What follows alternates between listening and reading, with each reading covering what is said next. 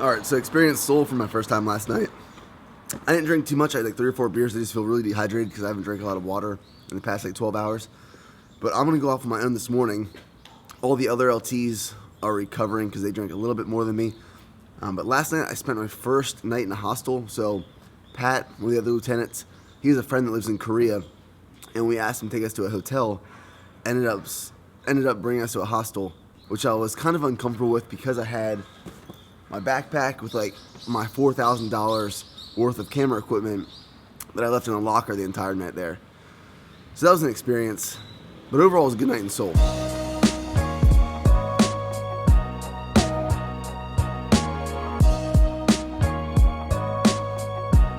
The nightlife here is absolutely crazy. Last night was insane. We had like really good clubs, really good bars, and the streets were absolutely packed. But what I realized here in Seoul or Korea compared to back in the States is the days start a little later. I could be wrong, but like looking for a place to eat and get coffee, there's not that many places open. Most of them opened at 10. Right now it's like 8:50. So in this video I'm going to track food. I'll show you what I eat today and I'll show you how much money I spend. So I just stopped at like a local coffee shop, got a coffee. It is 5,000 won. So that's my total for the day so far. I'm going to stop probably at like a Dunkin' Donuts. I know Dunkin' Donuts in Korea, but there's not really anything else open. I'll eat like authentic street food the rest of the day. What I also realized is they don't really have artificial sweeteners in a lot of the coffee shops. They don't have like Splenda or stevia or stuff like that. So the options at the Dunkin' Donuts here in Korea is a little different from one back in the States. This is just 2 waffle, egg, ham, and cheese sandwiches. And then I also have some pineapple on the side. So this cost me 9,700 won, which is around like close to 850.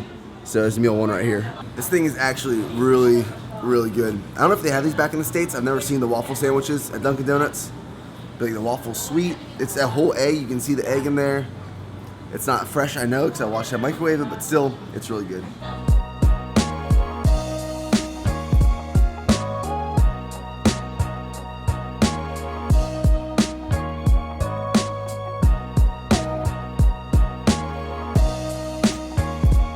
So I got a cab. I told him I wanted to go to the Seoul Tower, which is like a pretty popular place here. And he didn't really understand what I was saying. So a 10-minute cab ride turned into a 40-minute cab ride. But the thing is, to put it into perspective about how big Seoul actually is. So in Austin, there are 900,000 people living there. In Seoul, there are 27 million. So it's like 27 times the size of Austin. It's absolutely huge. All right, check this out. So we're at the top. We're almost at the tower. Towers right there, but like randomly, and I've noticed in like Korea so far, they have random workout stuff, like machines. They got benches. You got Joel over here benching, just like the most random stuff. But this just goes to show how large Seoul actually is. I mean, in most cities, you can, if you get to the highest point, you can see where it's like largely trafficable with like skyscrapers and tall buildings, but here it's literally everywhere. I mean, it's dense on, I think we're in the center of Seoul, I'm not really sure, but from like the top you can see all of these buildings on this side, and then the other side as well, it's the same exact way. Almost at the tower. Right there. Right there.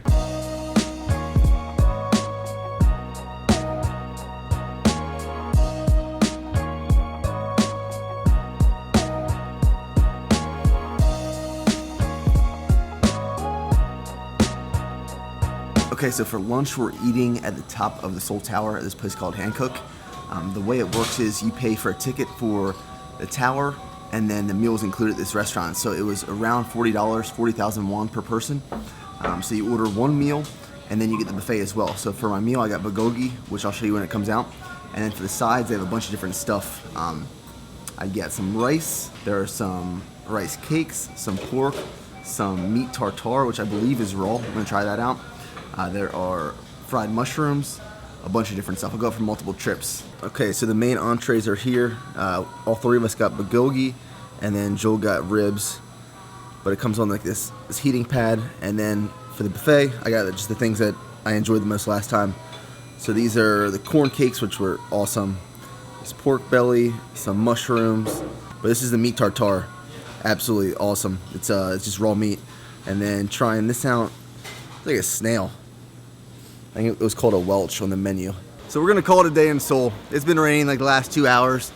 Not much else we can do other than walking around. And we don't know our way around that well yet. It's just wonder. So me and Joel are heading back. Dan and Pat are staying here for another night. They're gonna go crazy in Seoul. But we just wanna get back and get some stuff done while we still have some weekend left.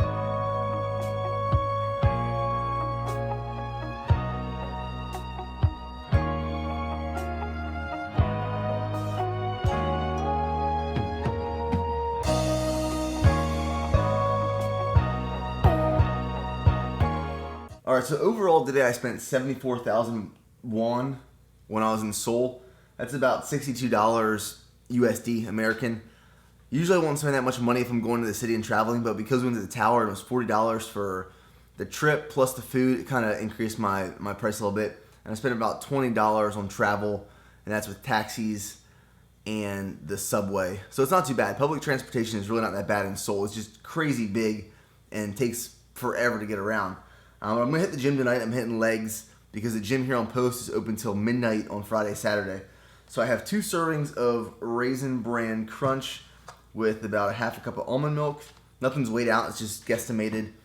And then I have 2 scoops of chocolate protein powder just made into a sludge with a little bit of almond milk. I don't like drinking protein shakes anymore. I prefer to do it in a sludge form. And then 1 banana.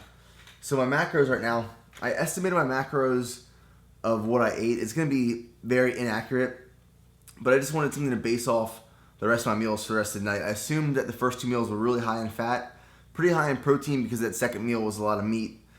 So I guessed that I had about 130 grams of protein the first 2 meals, 70 grams of fat, and 200 grams of carbs. So I'll just base those numbers off the rest of the meals today. So obviously I'm not at the Arnold Expo this year. If you guys are there, I hope you're enjoying it. I haven't made an expo for the last 3 years just because of my military service and contract. But this fall, the Olympia, that will be my last one I miss. And then after that, I will be attending the expos just because I'm transitioning out of the Army, as you guys probably know.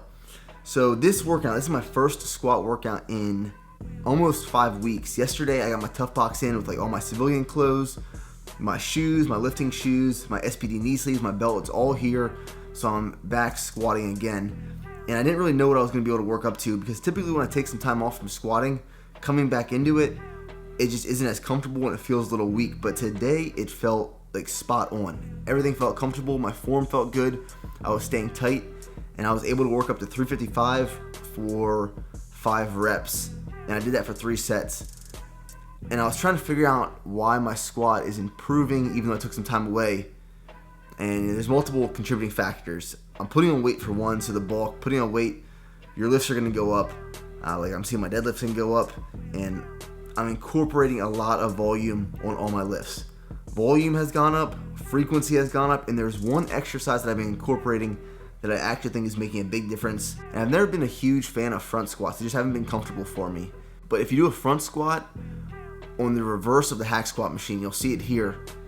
I've been absolutely loving it. I can work up to 4.5 plates on each side. It puts a lot of stimulus on the front of the quad and a lot of volume. I get a crazy pump. One thing that a lot of people actually ask me is how to balance strength training and endurance training. So like, for example, because I'm in the Army, I run a lot. I run like 3 times a week, anywhere from 10 to 15 miles total.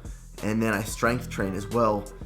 And you gotta kind of let your body adapt to it. So what I found is when I increase frequency and volume, like I've increased the frequency of my leg training or lower body training days, my run time is starting to suffer a little bit. It takes some time for me to get used to that. So slowly make the changes, incorporate more volume, whether that's volume in running or strength training, and then let your body adapt slowly. Okay, so last meal of the night is my post-workout meal. There's about 14 ounces of russet potatoes. The way I've been making these lately is just throwing in the microwave for 8 minutes and then letting them sit for like an hour. And I eat them literally like an apple. I've just been loving it that way lately. And then this is probably about 8 ounces of pork chop, about 10 grams of fat in there. The reason I've been buying these over chicken lately is because they're pretty cheap at the commissary compared to other meats. And then like 2 servings of just spinach here. And then this has been my nightly midnight snack lately. This is just 3 rice cakes with probably a tablespoon and a half of peanut butter and then raisins on there. So post-workout meal. Right now it's about 9:30 p.m. Right now what I'm really working on, my biggest project, is starting the business plan for the gym. So if you guys want me to bring that up in a video, let me know, because the startup of my gym as opposed to the supplement company is very different, because the funds I needed for the supplement company were minimal compared to what I need for this gym. So it's a very in-depth analysis of the market, the businesses around, my competition, and I've been putting a lot of work into it. The business plan I project will take me at least 6 to 8 months to finish.